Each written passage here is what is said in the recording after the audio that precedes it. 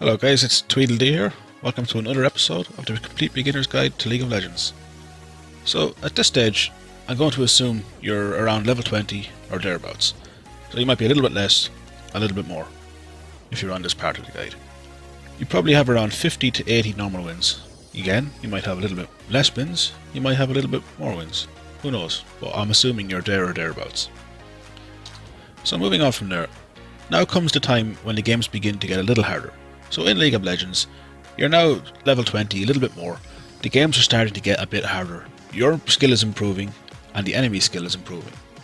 So therefore, you're getting a bit better at the game, but so are your opponents. This in turn makes the game a little bit harder, and you've got to think outside of the box in order to progress from here. So the only way forward from here is to start 1. Advancing your skill level. 2. Make consistently good plays. 3. Basically outplay or outskill your opponents. So by advancing your skill level, what I basically mean is you should now have the mechanics of the game, a reasonable grasp of them. You should have the idea of what last hitting is. You should realise what champion goes to what lane and why. You should realise how to team fight. You should realise how to freeze a lane. You should realise your role in the game with a particular champion that you're playing for that game. So now you have to practice to make this better. So if it's farming you're a little bit weak at, go to a bot game, create a custom game of just you against minions only, no bots, and practice last hitting only. Make sure that you're improving them skills, and every single game you play in normal games, constantly try to improve them skills all the time. So next up is make consistently good plays. So we've all made plays that are just fantastic, it's like unbelievable, you've just made a game-changing play. But you need to consistently make them, from start to finish every game, you need to consistently make good plays. At first this is very hard to do, but with time and practice, patience, and by taking from your fails and stuff, and understanding what went wrong and what you can improve the next time, eventually making consistently good plays becomes very easy and second nature to you with champions you're familiar with. And so lastly, before we move on, basically outplay or outskill your opponents. So don't forget, as you're getting better, so are your opponents. LoL always tries to place you with opponents that are more or less at your level. So just keep that in mind, because they're not going to be newbies anymore, because you're not a newbie anymore. So now it almost comes down to who has a little bit more experience and a little bit more knowledge than the opposite player. So moving on to the next image here. You now need to start identifying areas that you need to improve.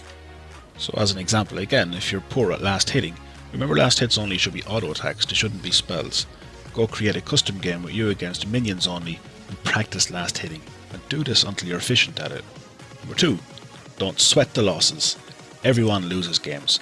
Even the pros lose games. Look, we have to deal with losses on a daily basis. You can't win every game. It's impossible. We win some, we lose some, and you're going to have to deal with losses. It's how you deal with and what you take from your losses that will shape how good you will become at League of Legends. So if you lose, don't just take your headset off, throw it across the room, bang your keyboard and rage. Just take a deep breath. Try to understand what you could have done better in that game in order to carry more or to help your team more, and go back to the drawing board, work from there, and now move on to the next game with a fresh mind. So moving on from there, don't keep playing if you keep losing. So look, we're human after all. If you lose 3 or 4 games in a row, perhaps think about doing something else for a while. Either play a different game for a while, go for a walk, go get that cup of coffee you wanted to get, head out with your friends, whatever it is. After losing a few games in a row, we tend to adopt a negative attitude. This then increases your chances of becoming a toxic player yourself. Even if you're not a toxic player normally, frustration can get the better of you, and this is the last thing you want to happen. The game is supposed to be fun, it's supposed to be entertainment for you. What will happen if you don't take a break is, you go into the next game, you're pissed off, and the slightest mishap in game, perhaps the enemy got first blood, or perhaps you've died 2 or 3 times in the game early, and what this will do is instantly give you that negative attitude, and you've almost instantly lost your winning ability simply because your mindset has changed for the worse. Don't rage in games, it increases your chances of losing. So every time you rage in a game, you increase your chances of losing by that game enormously. You should check out Riot's statistics for things like that, they have made them public. So one thing I want to add that's not on the image here is don't keep blaming your teammates for every loss. You were part of that game too. Instead, try to take a look at how you could have done better, perhaps how you could have carried, or could you have roamed a bit more to help, or could you have not fed as much, could you have farmed more, Could you have helped to get more objectives, etc.? So moving on again. Attitude and confidence. Keep improving it. If you have an AFKer, don't look at it with the negatives. Instead, man up and try harder to carry the game. There's nothing you can do if they're AFK, so all you can do is try and carry more. Don't be a loser. Don't have that mentality. Always believe you can win and try your damn best to do it. Even if you are on the back foot, that makes the victory all more sweet if you're on the back foot and you manage to get there. So always strive to improve yourself, your gameplay, your attitude, your skill, your abilities. They're the variables that you can control. You can't control other people.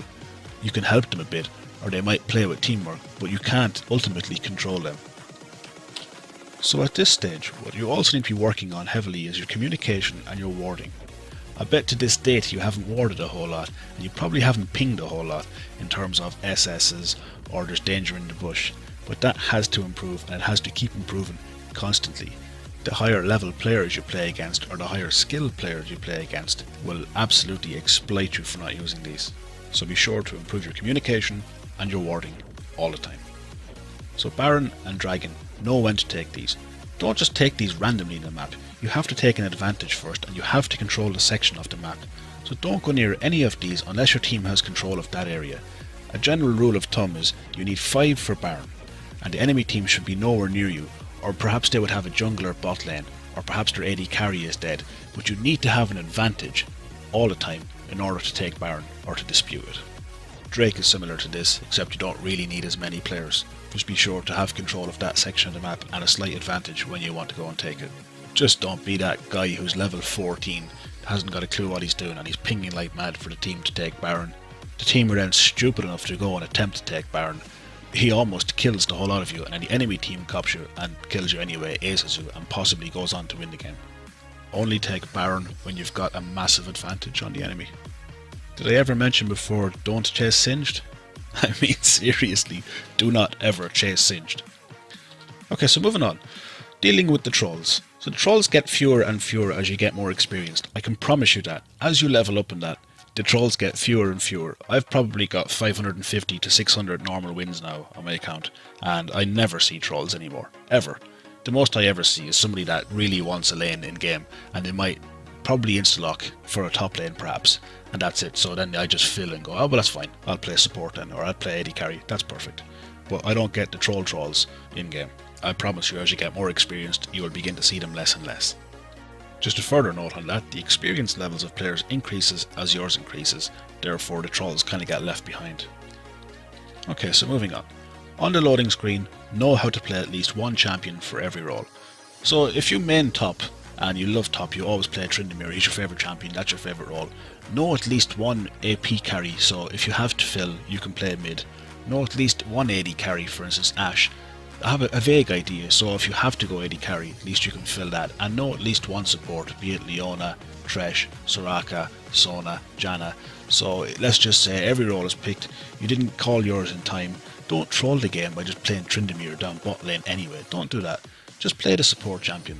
Learn it, just take it as a hit on the chin, see what happens, but play it. So basically save yourself from being the troll of a game. Know at least one champion for every role. So the AFK troll, this is one that just goes AFK, he doesn't want to play anymore, he thinks the whole team are noobs and that's it. He's just quit the game and now you're 4v5. This is the type of guy I wish I was playing LAN with, and I swear on my life I would pull my keyboard out and smack him across the teeth. But unfortunately you can't do that if they're on the opposite side of the world and they're possibly 12 years of age playing League of Legends. It just frustrates me so much. But there's nothing you can do about that, so ignore it. He's 4v5 now, all you can do is carry harder. Try your best to carry harder, it's all you can do. Don't sweat it, don't rage, don't even acknowledge him. Let him go do his thing, and you play your game. If you lose, you lose. But I can promise you, I've won games 4v5, I've won games 3v5. I actually started a game before once, it was 3v5, one didn't connect, and I don't know what happened to the other one, whether he left or not, and we actually won a normal 5v5 with 3 people against 5, and we managed to win. It is possible. Moving on from that, try not to have a duo top lane. If no one else does, you go to the jungle. So let's say you wanted to play a top lane, some other guy's already insta-lock. Don't lock another top lane champion, instead go and play the jungle. At this level now you should be pretty much past duo top lanes. Don't get into flame wars with teammates or enemies. Okay, this is an obvious one. It ruins the game, it takes the fun out of it. Just mute them on the tab button. Dealing with the insta-locker. They join the game, they insta-lock, they don't care. Tough luck. Look, there's nothing you can do. Just don't comment on it, just pick another champion or another role and fill. So as much as you want to kick this guy in the nuts, there's nothing you can do about it, except exit the game, take the 5 or 10 minute timer, whatever it is, before you can start a new game, or else just get on with it. If you happen to have a troll, or an AFK or a feeder in your game, just hit the ignore button on them through the tab menu, and don't sweat it. Just play on, that's all you can do. Don't feed into their trolls. Don't give them what they want, just play your game as sensibly as you can, and get on with it. If a teammate purposely feeds, don't panic or feed into his bullshit. So basically, sometimes you'll get it at lower levels where somebody gets peed off in a game and all they do is just walk down mid or walk down top into the turret, into feed the enemy champions. They don't even fight, they sell all their items and they just feed. But basically, after a few times dying, now they're worth no gold, so they might get 23 gold per kill every time they die. The enemy will get that, which is very little. So all they gain is a little bit more experience. So yeah, you're basically 4v5, but it's not the worst thing in the world to have it. It's very far from being ideal, but you can come back from it. And the last thing on this image is don't surrender if you're not ahead. You'd be amazed at some of the comebacks. So just because you're not ahead at say 20 minutes doesn't mean you should surrender, or just because you're being annihilated during laning phase doesn't mean you should surrender. You would be amazed at some of the comebacks that you can happen. For instance, the enemy can have your turrets completely down, your inhibitors completely down, and all they have to do is destroy your nexus. And one good team fight at 40 to 45 minutes can sometimes be all that's needed to win a game, no matter how far behind you are throughout the entire thing. Okay, so this last image is for the I think I'm a pro player. So first things first, runes and masteries are for noobs. Don't you ever worry about setting up correctly. You don't even need them. You're way beyond that. You're just so awesome, don't even worry about that. Don't ever pick a champion that you know how to play for normal games. You're just so awesome you can put your hand on any champion.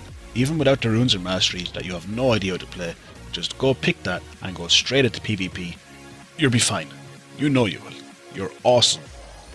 Number 3. Don't ever look at a guide. That is so far beneath you. You don't even need a guide. In fact, you should be the one that writes the guides.